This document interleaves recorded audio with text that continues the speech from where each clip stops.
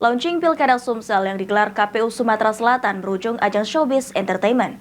Pengamat anti korupsi dari komunitas masyarakat anti korupsi Indonesia menilai acara tersebut tidak pantas dan kurang beretika. Launching Pilkada Sumsel yang digelar KPU Sumsel pada Minggu malam kemarin berujung ajang showbiz entertainment. Acara yang dihadiri Ketua KPU RI Hasyim Asy'ari, PJ Gubernur Sumsel serta para tamu undangan Forkopimda. Dalam puncak acara launching Pilkada Sumsel ini menghadirkan hiburan musik dari grup band Padi Reborn.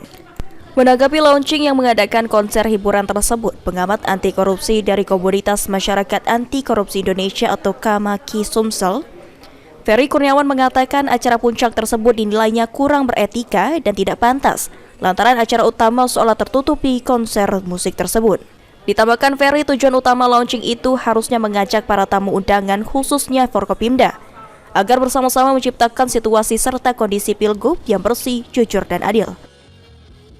Menurut saya itu tidak pantas dan kurang beretika ya. Dimana yang hadir saat itu Ketua KPU Hasyim Asy'ari, PJ Gubernur, dan Forkopimda. Acara launching menjadi acara entertainment showbiz, menghadirkan Padi Reborn kalau tidak salah. Jadi acara utamanya launching itu hilang, seolah ini menjadi hiburan, dimana sosialisasinya itu tertutupi oleh hiburan. Itu yang kita sayangkan. Sementara anggarannya sendiri, kita bagaimana ya menyikapi anggaran itu? Pertanggungjawaban anggaran launching tapi acara hiburan. Lutfi Pal TV.